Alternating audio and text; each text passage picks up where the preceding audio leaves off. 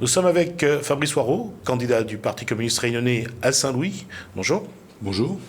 Alors, une petite présentation, qui êtes-vous?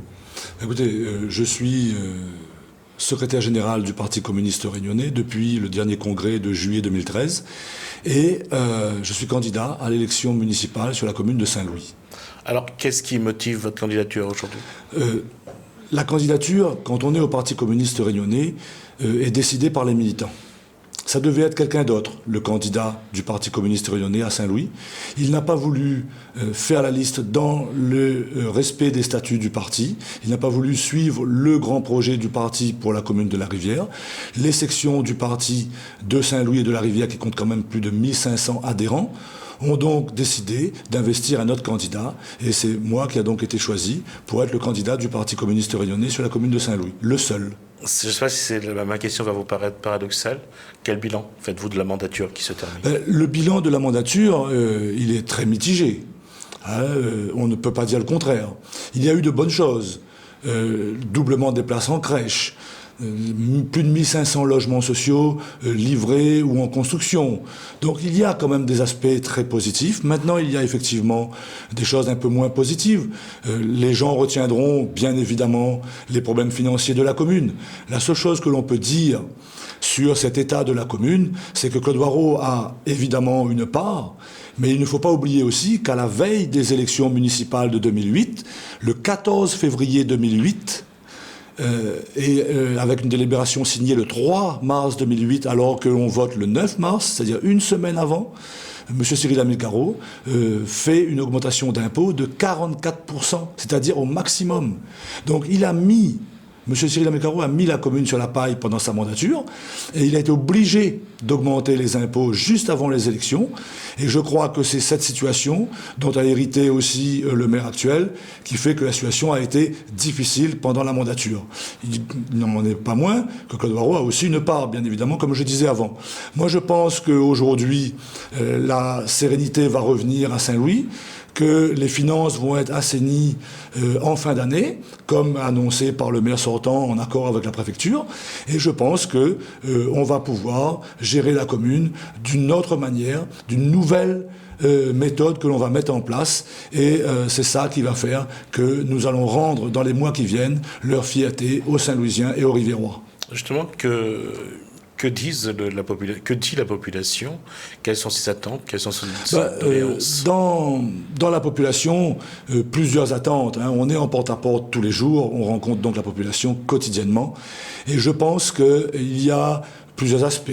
Il y a d'abord tous les aspects qui concernent effectivement les finances. Est-ce que vous allez baisser les impôts? Est-ce qu'on va encore augmenter les impôts? Est-ce que là on pourra mettre la ville plus propre que il y a aujourd'hui? Parce que l'opposition a été très active pour dénoncer à chaque fois les problèmes de propreté. Ensuite, il y a aussi les problèmes de solidarité. Qu'allez-vous faire dans le domaine de la solidarité? Je pense que dans la population, il y a des attentes au niveau donc des impôts, de la propreté de la ville et aussi de la solidarité qu'il faut absolument mettre en place avec toutes les familles. Quels sont les grands axes de votre projet? Justement, les grands axes de mon projet, c'est de restaurer... L'objectif, c'est de restaurer la confiance entre la population, les citoyens et la politique. Pas seulement avec Fabrice Waraud ou quoi que ce soit.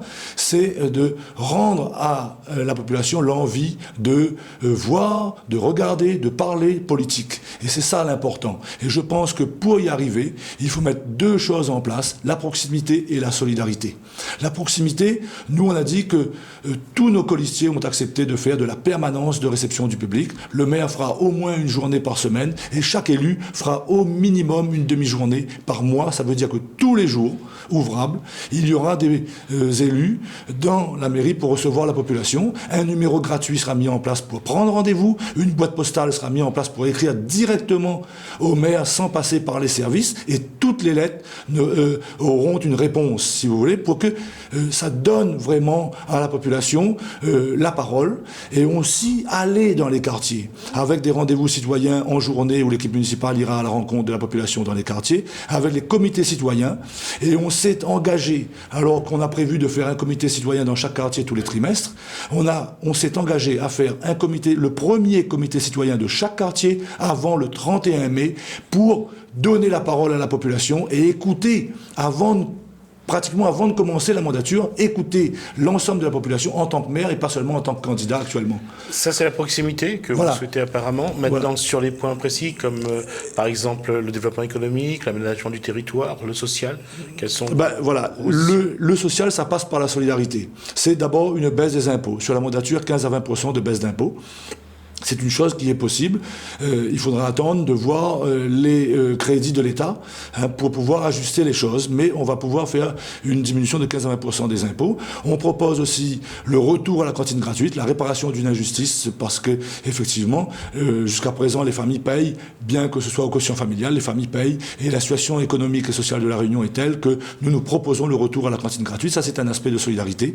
Et puis, différents dispositifs que l'on veut mettre en place dans le domaine social, accentuer le travail du CCAS avec 2 CCAS distincts de plein exercice et accroître les moyens des CCAS pour venir en aide à la population.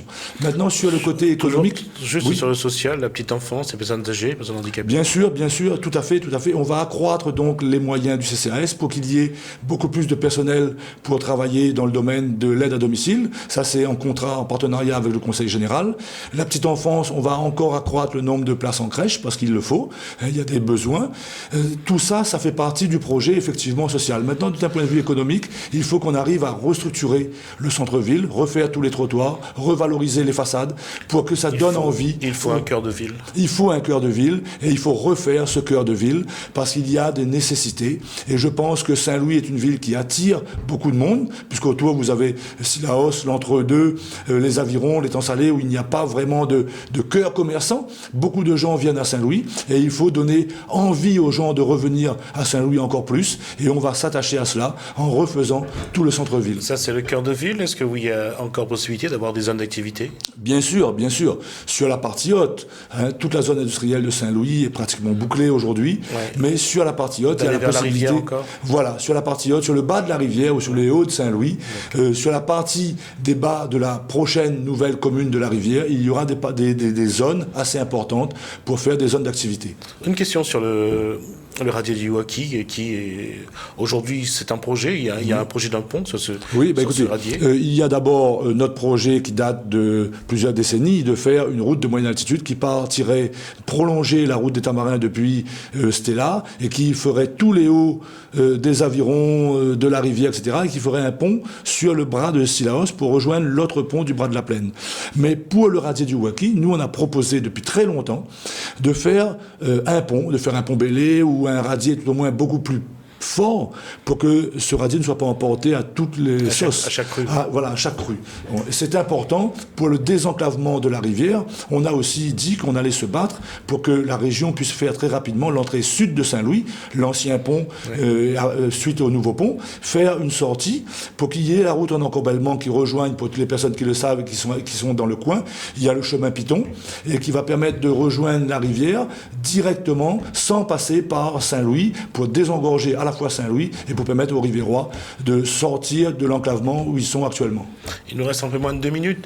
Sur le logement, aujourd'hui, est-ce qu'il y a une politique particulière que vous allez mener ? Écoutez, je crois que Saint-Louis, dans cette mandature qui se termine, a été l'une des communes où il y a eu le plus de logements sociaux construits. Et donc, on va continuer cette logique, sur cette logique parce que il est indispensable de pouvoir donner un logement à tous, mais aussi modifier le plan local d'urbanisme pour permettre à chaque personne qui possède un petit terrain de construire sa maison sur son terrain ou de régulariser des situations périlleuses avec la démolition de certaines maisons qui va arriver par la préfecture. Nous, on souhaite vraiment qu'il n'y ait aucune maison de démolie et qu'on fasse tout pour que chaque Saint-Louisien et chaque Riviérois ait sa petite maison ou son logement. Une question sur l'agrotourisme, Les agricultures, en 30 secondes, parce qu'après je vous donnerai la parole pour autre chose. L'agriculture, on va parler d'agriculture d'art. Saint-Louis, c'est un devenir. Bien sûr, on a l'usine sucrière, on a beaucoup de planteurs de canne. Et donc il faut encore travailler avec ces agriculteurs, parce qu'il faut sauvegarder la filière. Il faut travailler pour que les agriculteurs soient de mieux en mieux. Parce que l'agriculture, c'est la base de la société.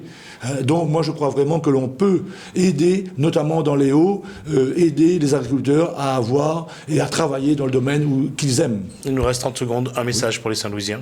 Écoutez, moi je crois qu'aujourd'hui on est à un tournant de la vie saint-louisienne. Vous avez 11 candidats et vous avez un candidat d'abord pour les Riviéroises et Riviérois un candidat qui souhaite la création de la commune de la Rivière, qui s'est engagé à poursuivre le processus et à accompagner le gouvernement dans la création de la commune dans les délais déjà impartis. Pour les Saint-Louisiens, c'est de recréer la confiance et rendre aux Saint-Louisiens la fierté. Noudeville, c'est Noudeville et nous devons être fiers d'être Saint-Louisiens. Fabrice Hoareau, merci. Je rappelle donc que vous êtes le candidat du Parti communiste réunionnais au municipal de Saint-Louis. Merci à vous. Merci, au revoir.